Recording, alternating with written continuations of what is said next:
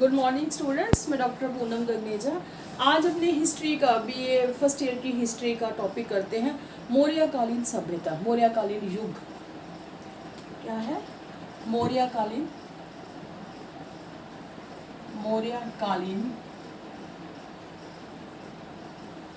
युग।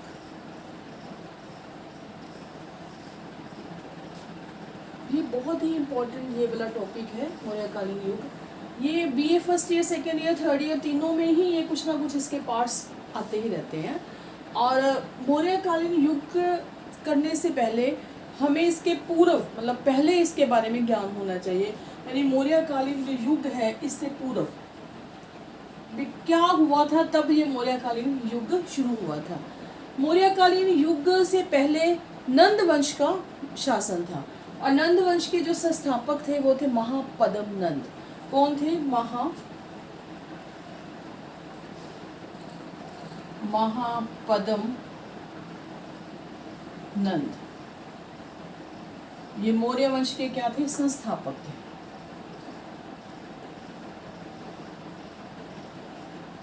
मौर्य वंश के संस्थापक थे महापद्म नंद।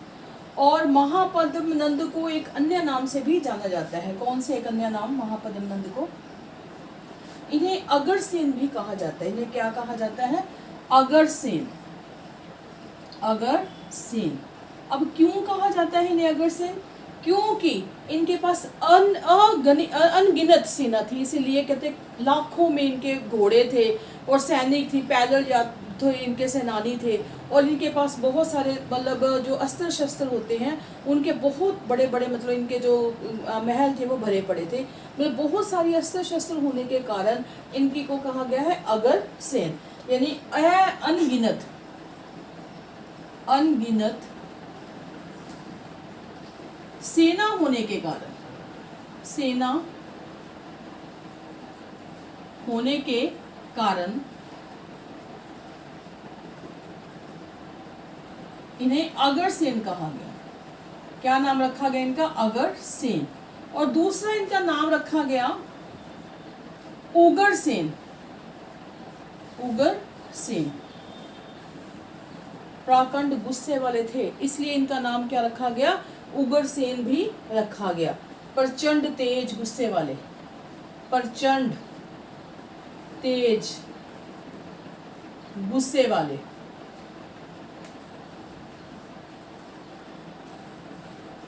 इसलिए इनका नाम क्या रखा गया? उगरसेन। और अगरसेन लिखा गया कि अनगिनत सेना होने के कारण इन्हें अगरसेन कहा गया। और महापद्म नंद जो नंद वंश के थे पहले ही संस्थापक थे। और कहते हैं कि इन्होंने एक शपथ ली। क्या ली? इन्होंने एक शपथ ली। वो शपथ क्या थी? वो शपथ ये थी कि जब तक मैं संपूर्ण भारत में क्षत्रियों को उखाड़ नहीं फेंकता तब तक मैं चैन की सांस नहीं ले पाऊंगा। क्या थी? कि जब तक मैं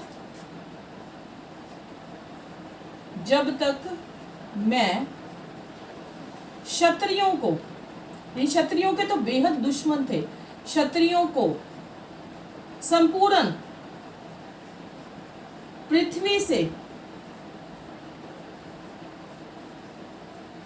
उखाड़ न दूं तब तक चैन की सांस नहीं लूंगा। चैन की सांस नहीं लूंगा। यानी इतना वो मतलब क्षत्रियों से इतनी ही नफरत करते थे कि उन्होंने शपथ खाई कि जब तक मैं क्षत्रियों को संपूर्ण पृथ्वी से उखाड़ नहीं फेंकता तब तक मैं चैन की सांस नहीं लूंगा। और जब तक इनका जीवन रहा तब तक इनका लगातार निरंतर संघर्ष किससे होता रहा? क्षत्रियों से इनका निरंतर संघर्ष भी होता रहा। इसीलिए कहते हैं इनको परशुराम की भांति इनको एक और उपाधि दी थी। अतः इन्हें मतलब महापद्म नंद को परशुराम की तरह, परशुराम जो शिव के मतलब भगवान शिव के भी मतलब उपासक थे परशुराम, उन्होंने भी कहा था कि मैं क्षत्रियों को चैन से नहीं रहने दूंगा।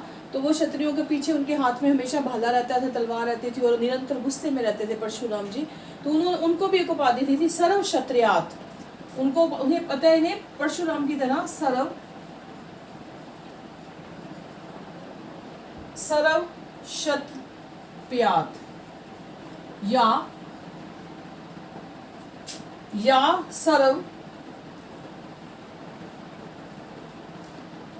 सरव शत्रात्मक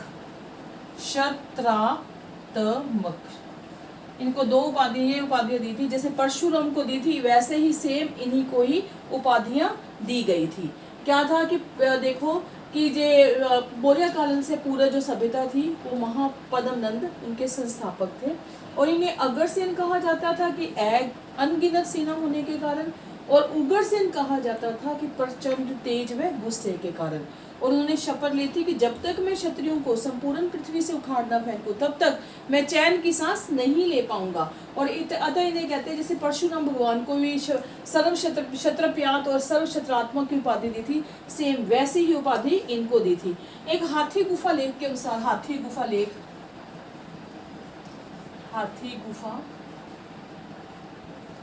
है कहाँ पे? ये कलिंग में। हाथी गुफा लेख है कलिंग में, और कलिंग कहाँ है? उड़ीसा में। हाथी गुफा लेख कलिंग, और कलिंग का जो शासक था, कलिंग का शासक था खारवेल। कौन था? खारवेल। कलिंग का शासक खारवेल था। और उसके अनुसार महापद्म नंद ने क्या, उसी के हाथी गुफा लेख के अनुसार कहते हैं कि महापद्म नंद ने कलिंग पर विजय प्राप्त की थी। हाथी गुफा लेख के अनुसार कहते हैं कि महापद्म नंद ने किस पे विजय प्राप्त की थी? महापद्म नंद ने कलिंग पर विजय प्राप्त की थी, युद्ध में विजय प्राप्त की थी। और जो कलिंग था प्राप्त की थी, और कलिंग जो है वो अपने आप में क्या था? एक स्वतंत्र राज्य था। क्या था? एक स्वतंत्र राज्य था, और अपार इसमें धन संपदा थी, अपार। और हाथी दांत जो थे, रतन, हाथी दांत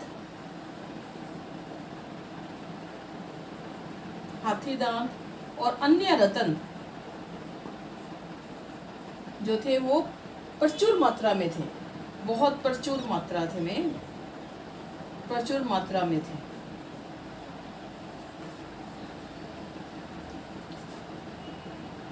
अब उसके बाद कहते हैं कि थोड़ा सा ये कर लो, फिर साफ करते हैं एक बार दोबारा से। महापद्म नंद वंश के संस्थापक अग्रसेन अनगिनत सेना होने के कारण, उग्रसेन प्रचंड तेज गुस्से के कारण शपथ ली थी, जब तक मैं क्षत्रियों को संपूर्ण पृथ्वी से नहीं उखाड़ फेंकूंगा तब तक मैं चैन की सांस नहीं लूंगा।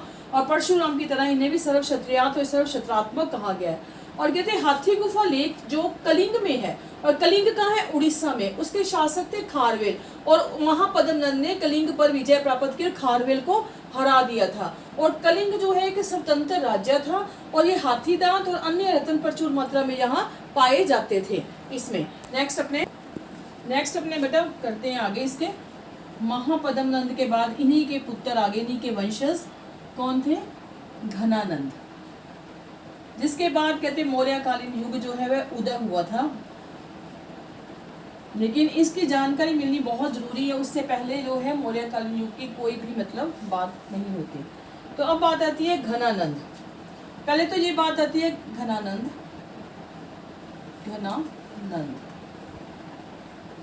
ये महापद्मनाथ के ही पुत्र थे घनानंद, और इन्होंने भी अपने पिता को मारकर ही गद्दी पर ये बैठे थे घनानंद।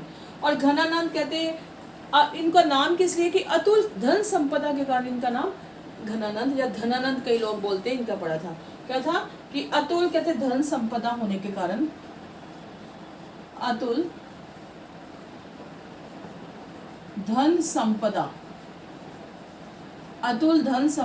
होने के कारण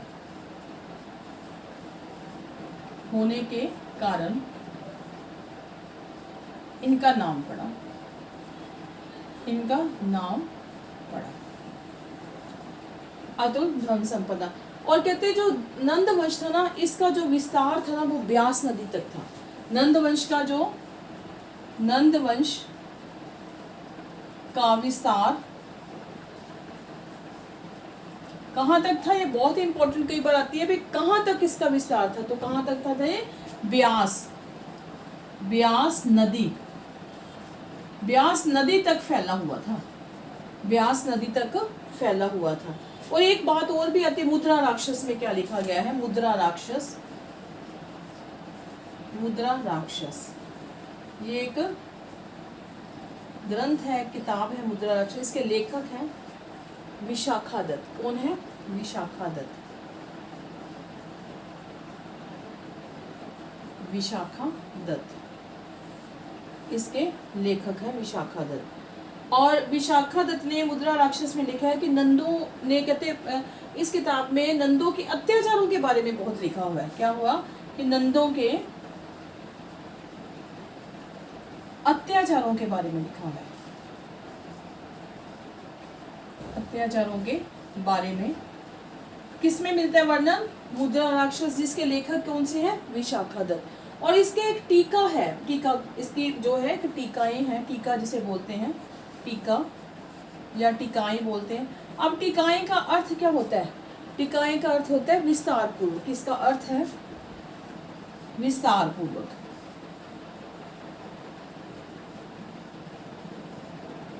अब जो टीकाएं हैं वो ढूंढ ढूंढ के लिखी जाती है, बहुत सारी ढूंढ ढूंढ के लिखी जाती हैं, तभी तो अपने विस्तार मिलेगा। तो इसके जो लेखक हैं टीकाएं के, ढूंढीराज। क्या है? ढूंढीराज इसके लेखक हैं। किसके लेखक हैं? इसकी टीकाराज में। इसमें भी नंदों के जो अत्याचार है इसके बारे में लिखा गया है। नंदों के, इसमें भी नंदों के अत्याचार के बारे में लिखा हुआ है, क्योंकि बहुत ही क्रूर थे नंद। अत्याचार के बारे में लिखते हैं। और ये भी कहा जाता है कि जो मुद्रा राक्षस है ना, वो भारत का प्रथम जासूसी ग्रंथ था। क्या था वो? भारत का, ये बहुत ही बड़ी इंपॉर्टेंट लाइन है कि मुद्रा राक्षस भारत का प्रथम जासूसी ग्रंथ था, जासूसी ग्रंथ था।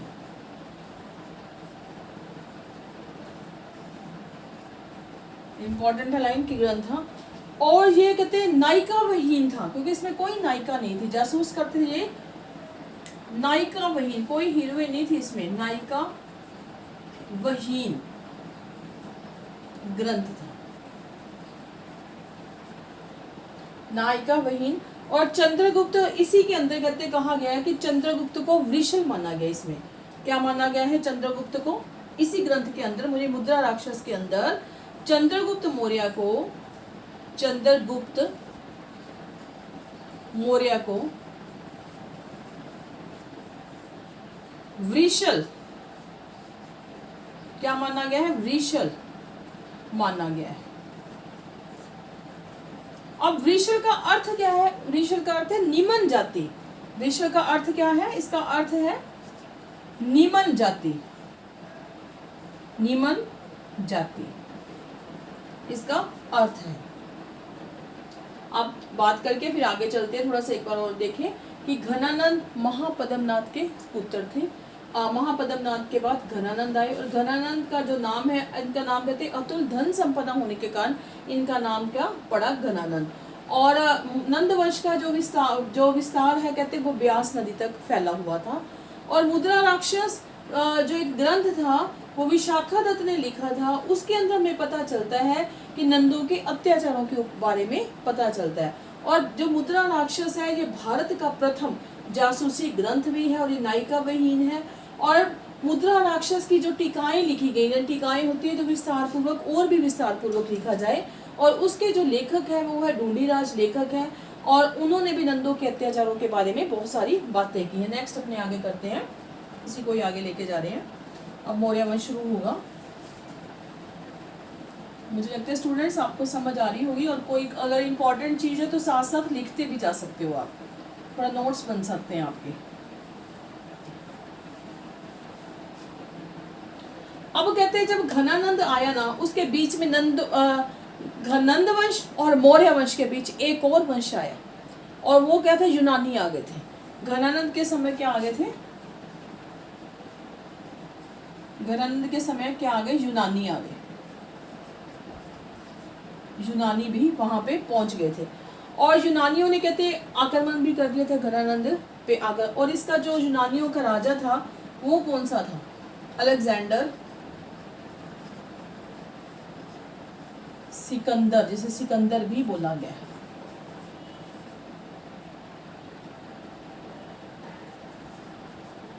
महान सिकंदर इसका राजा था। ये मकदूनिया का शासक था। सिकंदर कौन था? मकदूनिया, यूनान में है मकदूनिया, मकदूनिया का शासक था। मकदूनिया का शासक था। और इसने कहते हैं यूनान पर भी घनानंद वंश पर आक्रमण किया। और कब किया इसने आक्रमण? कब किया था आक्रमण? इसने किया 326 या 325 ईसा पूर्व। 326 या 325 ईसा पूर्व। ईसा पूर्व इसने नंदवंश पर आक्रमण किया था। और इसने आक्रमण करके कौन कौन सी जगह जीत ली थी? काबुल, कंधार, काबुल, कंधार और बैक्टीरियन को जीता था। बैक्टीरिया को इसने जीत लिया था। और ऐसे ही कहते हैं यहाँ से जीतकर हिमालय पर्वत पार करके भारत में प्रवेश कर लिया था इसने। भारत में इसने, महान सिकंदर ने भारत में प्रवेश किया।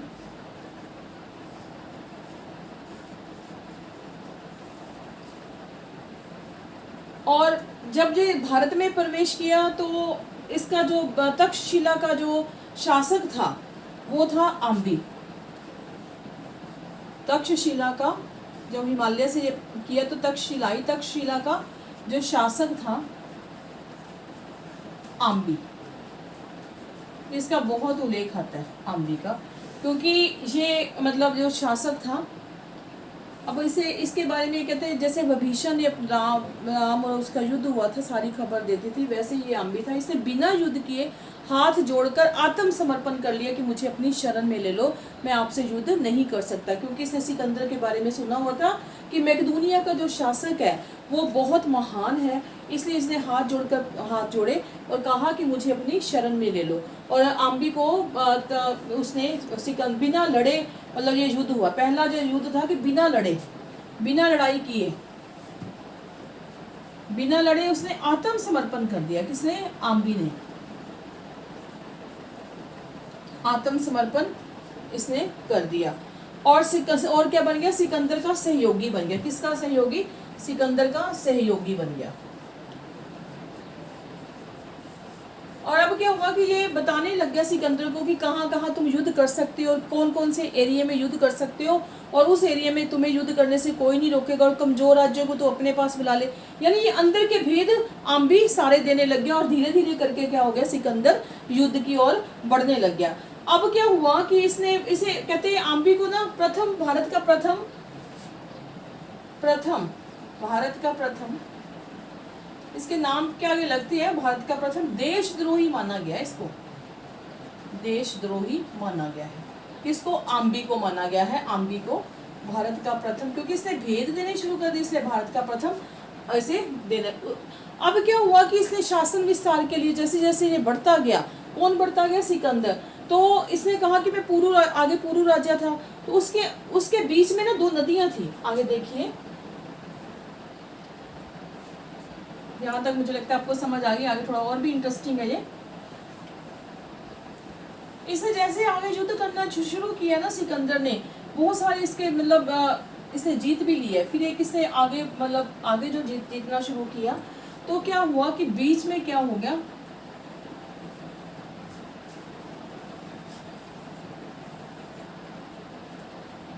दो नदियां थी और बीच में क्या था? पुरु राज्य।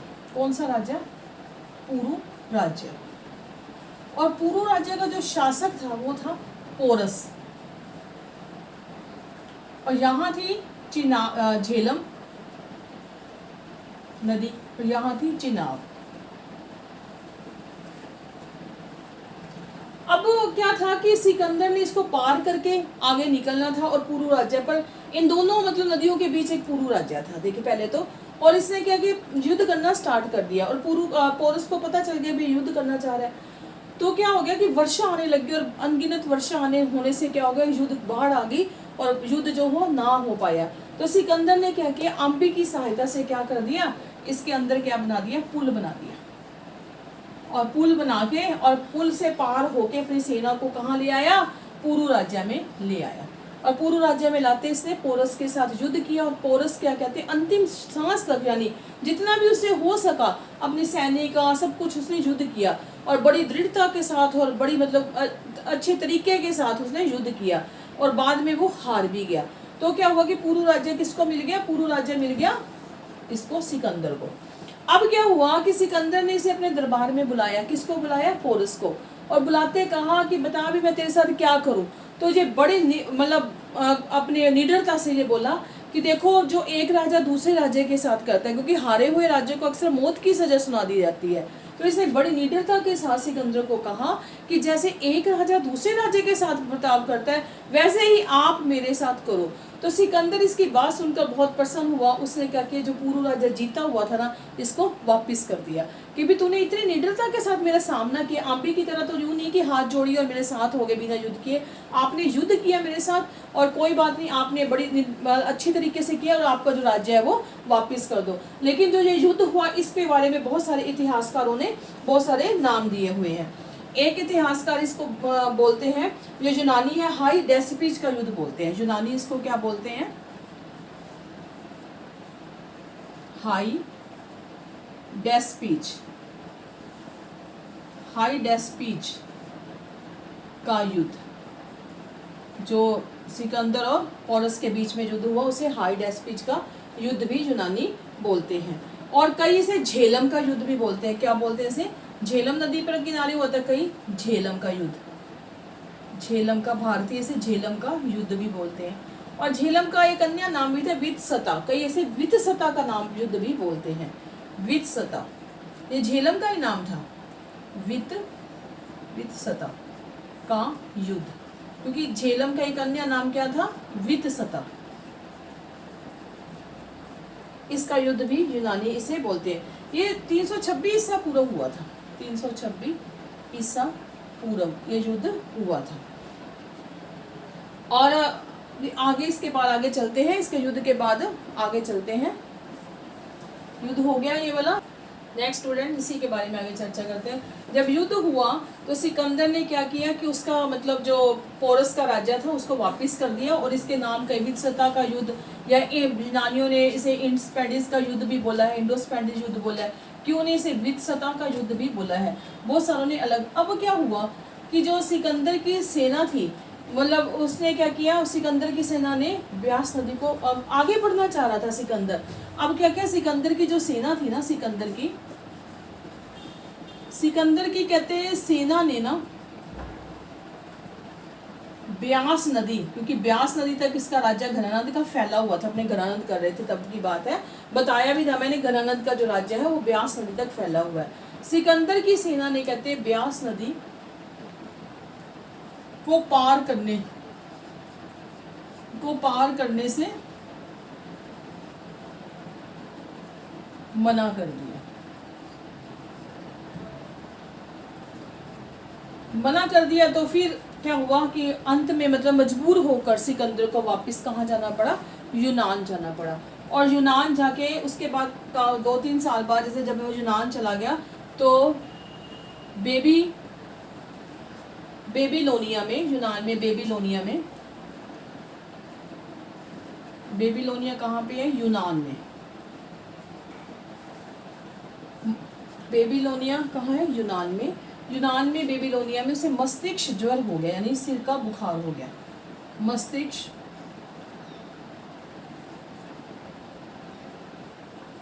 ज्वर बुखार हो गया, और वो ठीक ना हो पाया। उसके बाद वही उसकी मृत्यु भी कहाँ होगी, बेबीलोनिया में उसकी मृत्यु होगी। ये जो कुछ मतलब चीजें थी ये बीच में जो आया, नंद वंश और मौर्य वंश के बीच सिकंदर यानी यूनानी आए, उसके बारे में मैंने थोड़ा सा आपको बताया। अब इसके बारे में ना एक लेखक हैं, वो प्रोफेसर राय चौधरी क्या लिखते हैं सिकंदर के बारे में। सिकंदर के बारे में प्रोफेसर राय चौधरी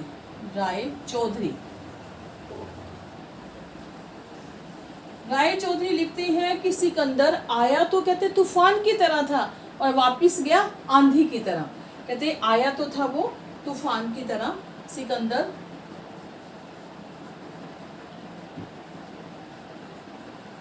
आया तो तूफान की कोटेशन है, कई बार आती है। सिकंदर आया तो तूफान की तरह,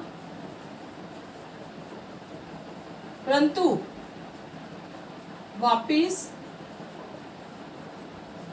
आंधी की तरह गया, आंधी की तरह गया, यानी पता भी नहीं चला और कब ये वापिस चला भी गया। उसके बाद क्या हुआ कि तक्षशिला के जो आचार्य थे वो थे विष्णुगुप्त। तक्षशिला के जो आचार्य कौन से थे? तक्षशिला के आचार्य थे विष्णुगुप्त।